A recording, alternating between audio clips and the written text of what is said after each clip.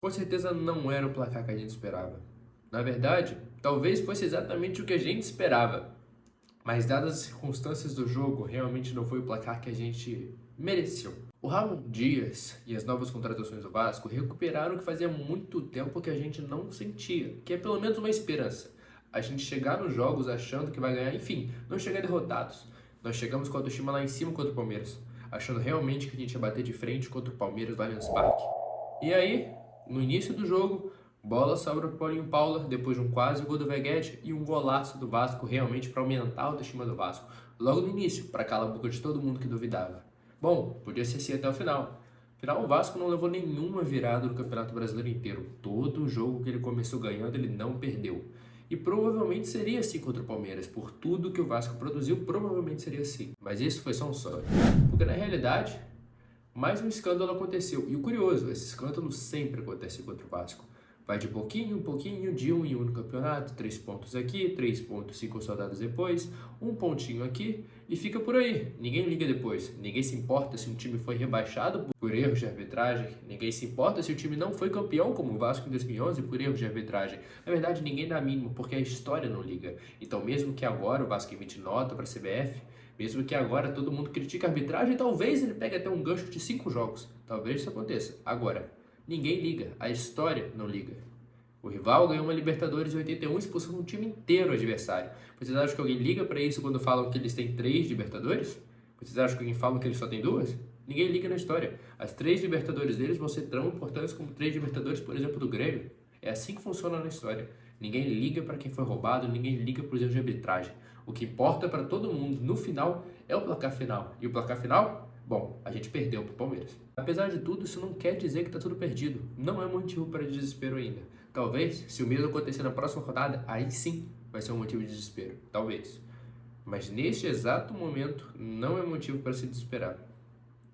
O Vasco jogou de igual para igual com uma das melhores equipes da América do Sul nos últimos anos. Se vocês acham que isso para mim é o suficiente, com certeza não é. Mas comparado com o que vinha acontecendo antes, que o Vasco já entrava para perder contra o último colocado, que na verdade foi a gente por grande parte do tempo, tá ótimo. O Ramon recuperou a vontade de jogar futebol com o Vasco. O Vasco até agora vai ter no segundo turno 19 jogos, 2 já foram feitos. Esses 19 o Vasco vai jogar para competir, ganhar os 19 e é isso que a gente precisava para não cair. É isso que a gente precisava. Paulinho Paula, Medel, Praxedes, são jogadores que vieram para mudar o Vasco e de fato mudaram.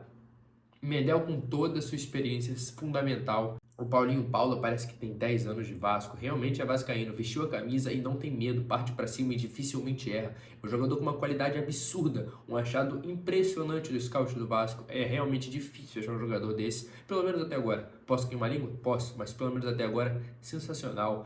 Praxedes dominando o meio campo, não é o 10 que a gente precisa, mas na verdade a gente não precisa mais, temos o Payet. Então ele vai ser um meia que vai ajudar muito o Vasco pela coisa que nós precisamos. Nós precisamos de jogadores como o Praxedes também. E temos o Veguete, um centroavante que faz um pivô sensacional e é muito batedor. Na bola aérea ele dificilmente perde, era exatamente o que a gente precisava. Pode não ter feito nas últimas 2 partidas gols? Pode não ter feito. Mas ele fez gol na primeira rodada contra o Grêmio, que ele estreou, logo depois de entrar. Conseguiu 3 pontos fundamentais pra gente, o gol da vitória. Logo depois ele fez o gol do empate contra o Bragantino, que por pouco também não foi o gol da vitória. Depois, contra o Atlético, foi ele que deu a cabeçada pro Serginho fazer o gol logo depois. E logo depois, nesse jogo de agora contra o Palmeiras, até a bola sobrar pro Paulinho Paula, quem ia fazendo o gol foi o próprio Veguete. Mas o zagueiro, o Mike, na verdade, eu acho que foi do Palmeiras, tirou a bola em cima da linha. Logo depois do rebote, o gol de quem? Do Paulinho Paula. Se a arbitragem estivesse no mundo ideal e que não anulasse esse gol, mais uma participação fundamental do Veguete em gols do Vasco. Um ponto a se ressaltar nessa equipe do Vasco é a fase defensiva do Vasco. O Ramon Dias conseguiu fazer o Zé Gabriel, um jogador que era extremamente contestado numa Série B do Vasco, virar um jogador fundamental. Está sendo um primeiro volante que assim não tem o que reclamar, defensivamente está muito bem, não está perdendo bola, está fazendo uma ótima saída de bola. Pode não ser um jogador 10? Pode, mas um time não se faz só com jogadores 10. Nós precisamos de jogadores 6, nota 7, e é isso que o Zé Gabriel está desempenhando, exatamente o que a gente precisava para aquela posição. Podia ser perfeito? Podia ser perfeito, mas também não é horrível. Afinal, se fosse perfeito, a gente não estaria brigando para não cair. Logo atrás vem o Medel dominando a zaga, junto com a experiência dele e o Léo Pelé, junto com toda a sua confiança para a saída de bola, vem formando uma dupla zaga muito boa. Boa o suficiente para nesse jogo o Maicon E o Robson Bambu fazendo merda, cagada atrás de cagada. Conseguimos mesmo assim só tomar um gol de uma bola parada, numa felicidade absurda do Rafael Veiga. Inclusive, não tem como culpar o Léo Jardim por essa cobrança. Alguns goleiros têm suas próprias formas de dividir a barreira, de se posicionar. Se ele divide a barreira de outra forma e fica colado naquele ângulo do Veiga, se o Veiga colocasse a bola no ângulo que ele não estivesse, que era o da barreira, também seria erro dele? Não, não seria. Tem jogadores que posicionam dessa forma. Cada goleiro faz da sua forma e essa era a forma do Léo Jardim. Que inclusive, para quem bateu falta, alguns dizem que é até mais difícil defender. O Veiga acertou um chutaço, foi uma cobrança excepcional, ainda bateu na trave de entrar. Não tem como culpar o goleiro por uma situação dessas. Enfim, o Vasco não conseguiu fazer o gol do empate contra o Palmeiras. Tentamos algumas vezes, mas sem produzir realmente grandes chances claras de gol. Mas o Vasco mostra que não importa quem seja o time, o Vasco vai entrar para ganhar. E agora é força máxima contra o Bahia. Esse jogo sim é para desespero. Se o Vasco perder, vai dificultar muito. Neste exato momento, nós estamos a 5 pontos para o Bahia, que está o primeiro time fora da zona. Caso o Bahia ganhe da gente, independente de nós termos um jogo a menos, a distância vai para 8 pontos. 8 pontos. Caso a gente vença, a distância vai para 2, com um jogo a menos. É só ganhar na América e a gente passa. Então o Vasco vai ter uma sequência de 5 jogos e que os 5 serão um grande mata-mata. 4 por serem confrontos diretos nas zonas de abaixamento. E um deles por ser contra o Fluminense, um rival que a rivalidade cada vez aumenta mais. Nos últimos anos, a rivalidade tem aumentado muito mais por causa de bastidores, da torcida, Mário Bittencourt incentivando, enfim. O Vasco precisa também ganhar esse jogo. É o menos importante dos 5? É o menos importante dos 5. Mas também tem o seu grau de importância. Afinal, todo jogo pro Vasco até o final vai ser importante. Quem sabe até, para não só não brigar para não cair, buscar por uma Sula, talvez, se der muita sorte, o G9, G8, não sei. Mas agora, por mim, todo jogo do Vasco vai ser para ganhar. Independente do resultado final, a gente tem que jogar para ganhar.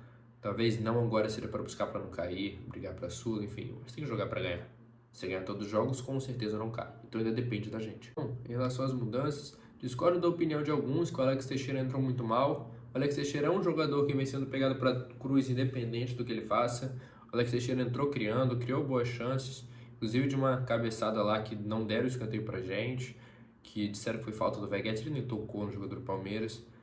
O Alex é um jogador que dificilmente perde a bola, dá pra ver que ele pegava a bola, dificilmente perdia, mas enfim, chegou até a dar um chute pro gol, que eu achei sim que ele fez a decisão correta. Não achei que foi uma partida ruim do Alex Teixeira, ao contrário do Orelhano, do Gabriel Peck, que o Gabriel Peck não jogou nada o jogo inteiro, saiu, mas tudo bem, tem um pouco de crédito, apesar de ninguém desse time poder ter crédito na situação que a gente tá.